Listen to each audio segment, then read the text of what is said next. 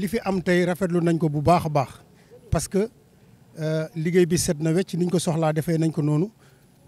am nañu ay jeunes yi nga xamante ni taxaw nañ taxawaay bu am solo. li jëm ci conseil de quartier bi li jëm ci set setal dëkk bi li jëm ci liggéey li jëm ci dëkk bi depuis bi mu commencé ba tey ñu ngi def ay réunion ñu ngi préparé wu di waxtaan li jëm ci conseil de quartier bi li nga xamante ne moom moo soxal suñu gox. daje nañ fi tey ànd ak waa Mon 3 monsieur Ahmed Sow moom mu ngi di tax ak Libas ak le conseil municipal Abdoulaye Seydi moom tam mu ngi fi taxaw représenté fi mairie bi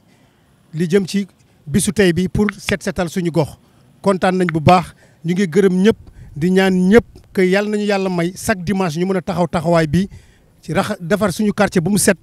ñëpp ku ñëw ci quartier bi xam ne vraiment fii am na conseil de quartier ñeneen ñi nga xamante ne ni amuñu conseil de quartier ñu xam ne conseil de quartier bi am na solo ci quartier yi parce que ku dugg ci gox bi dina xam ne set na. c'est nous dans nous li ñu soxla woon mooy li xew si jamono mooy set setal dafa xew si jamono dafa xew depuis parce que set dafa baax si biir néeg baax si biir kër baax si biir dëkk baax si biir réew te moom ngeen wane tey di leen gërëm di leen sant. boo gisee ñu def lii sama membre yu ma ànd si gannaaw ñoo ma dooleel ba lii ba ñu am réussite bi. ñu ngi gërëm le maire Amadou Mame Diop parce que initiative bi moom moo structure bi am fi muy conseil de quartier si moom nañ ko jëlee wàcce ko si quartier pour dimbale ko si quartier bi di si boole di dolli gërëm waa ONG Mon 3 doole ji yëpp loolu la matériel yi ngeen fi gis yëpp ñu jox na waa ONG bi ñoo nu dooleel pour ñu defar suñu quartier. si gàttal nag di gërëm waa UCG ñoom ñoo bàyyi seen lépp ñëw fekk suñu taaral bis bi ñu xool c'est nous dans nous ku soxla nan ko fekki jàppale ko parce que suñu dëkk nu ñuy taaral lii am na dëkk yu bari yu ko bëgg te amuñu ko bon nag ngeen góorgóorlu jàpp si boole xol yi di benn ñun loolu nañu soxla. mais en réalité lii dañ ko war a def chaque semaine bu dee mën a nekk di wax benn mbir rek c'est-à-dire que en fait c'est le conseil municipal qui a décidé de décentraliser certaines de ces prérogatives. C'est extrêmement important. Parce que le conseil de quartier, c'est une volonté politique du maire, une volonté politique du conseil municipal. Le conseil municipal, moi, je suis gérer, donc décentraliser au niveau des quartiers à travers des comités de développement, donc à travers des conseils de quartier. Donc, lolo tax ci ay bëgg-bëggam mu yéné def dans tous les quartiers de Château des conseils de quartier. La xamné lo xamné ñu ñoko won gérer ñom ñukay gérer à leur niveau au niveau de la base. Donc c'est un partenariat entre la commune de Château et la ville de Barcelone. Donc à travers l'ONG Mon 3 qui est chargé de la mise en œuvre de ces actions. Donc di wax né également aussi il y a d'autres actions yo xamné dina am inshallah ay fan yi néew parce que li ñuy mëbët moy même ci walum gestion des ordures comment essayer dañuy fexé ba au moins mettre en place une économie derrière autour de la gestion parce que c'est extrêmement important parce que li am solo moy du jël mbalit sandi mais jël mbalit bi fexé ba au moins def ko lo xamné économie la dana mëna waccat au niveau des populations donc lolu aussi ñi ngi ci xalat je pense que ay actions yo xamné peut-être dans le long terme on va y réfléchir dem commencement bi yomb na mais dañuy bëgg au moins que vous s'inscrivez dans la durée. di féliciter wax dëgg yàlla le fait que tey ñu mën a taxaw fii pour def li nga xam ne mooy lancement activité de nettoiement au niveau de Xuma Mbodiène Yak Sabar ndax fan yii ñu weesu du ñu def benn cérémonie bu am solo en présence du premier magistrat de la ville muy Amadou Mame Diop ñu koy nuyu au passage ñu def une remise de lot de matériel boo xam ne bu am solo yéene bi moo doon quartier bu nekk mu mën de manière régulière amal ay activité de nettoiement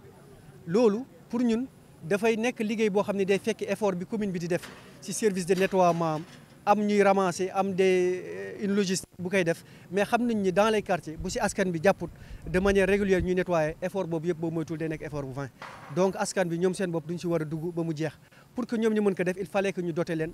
de ces équipements là tey ñoom yëpp gis nañu te jàpp nañ ni dina am njeexintal bu baax pour que ñoom de manière régulière même bu matériel beneen disponible ñoom ñu mën a di mën seen activité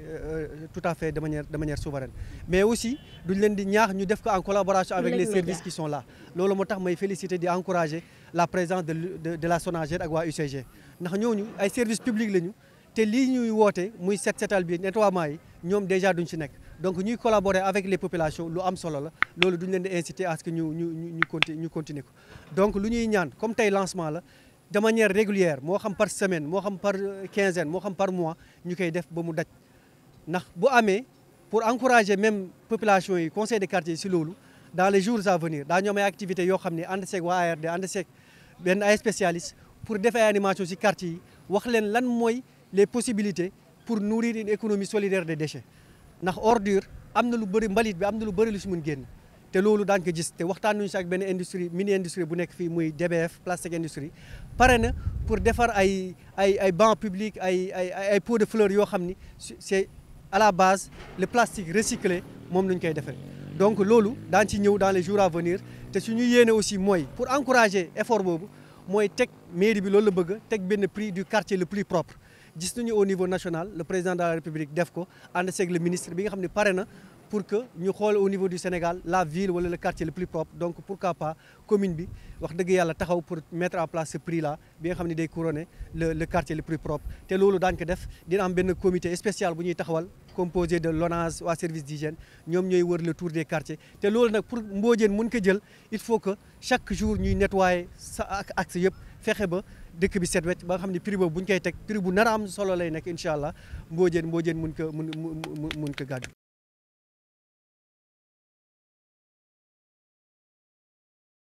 Remerciements et d'encouragement donc à l'endroit des populations, de la population de Khouma Yak Sabar pour avoir initié cette journée de Set Setal aujourd'hui. Et je voudrais lancer un message solennel extrêmement important et qui me tient à cœur. Ce message c'est que en fait cette activité qu'on a démarrée aujourd'hui puisse s'inscrire dans la durée, puisse être une action pérenne. Parce que c'est extrêmement important, c'est-à-dire que le conseil de quartier doit être en permanence sur des actions citoyennes, sur des actions de développement. Ce n'est pas seulement voilà, il faut qu'il y ait de la présence de la mairie ou bien de l'ONG, mais c'est-à-dire que c'est à vous-même de prendre les besoins élémentaires du quartier. Le conseil municipal, dans son ensemble, a délibéré ou bien a donné son avis pour la mise en place des conseils de quartier au niveau de tous les quartiers de Richard-Toll. C'est une compétence, c'est une prérogative que le maire devait au moins mettre en œuvre. Mais quand même, dans sa vision et dans sa stratégie, il a préféré mettre en avant les populations au niveau de la base et de les outiller pour qu'ils puissent demain prendre en charge leur propre développement au niveau de leur quartier. C'est extrêmement important. On est en train de réfléchir. C'est-à-dire que la gestion des déchets, aujourd'hui, il y a tout un ensemble. Il y a une économie derrière. Donc cette économie-là, pourquoi au moins on ne pourra pas les repenser pour qu'au moins demain, si vous parvenez à gérer correctement ces déchets-là, pour que demain vous puissiez au moins créer une industrie, bien créer une économie autour de cette affaire. Nous sommes réunis aujourd'hui au niveau du quartier de Mbodiène Yak Sabar pour procéder au lancement des activités de nettoiement. C'est des activités très importantes parce que adressées par la commune qui dispose d'un service de nettoiement déjà en place avec du personnel, avec aussi du matériel, de la logistique très importante. Mais il est convenu que pour que les efforts de la commune puissent avoir les résultats escomptés, il faut qu'à la base les populations s'imprègnent de tout ça, s'approprient de ces activités-là. Et donc, c'est dans cette dynamique que les conseils de quartier ont été mis en place et ont été dotés en lot de matériel très important. L'objectif, c'est de contribuer non seulement à assainir, à améliorer le cadre de vie, mais aussi à vraiment embellir tout l'espace public. Nous avons prévu, que ce soit dans les milieux scolaires ou bien même des espaces publics, de les aménager. Et ça, nous allons le faire en contribution avec la commune. Et plus important, le summum de tout cela, pour les encourager, il y a un prix du quartier le plus propre qui va être lancé au niveau de Richard-Toll. L'objectif, c'est justement encourager ces activités-là. Je rappelle que tout simplement que si nous avons pu tenir ces activités, doter les conseils de quartier de ces matériels, c'est grâce au financement de la ville de Barcelone, mais aussi grâce à l'Agence catalane de coopération au développement qui ont financé le programme Bonne Gouvernance et Participation citoyenne, en même temps du projet promouvoir l'exercice du droit à la ville au niveau de la commune de Richard-Toll.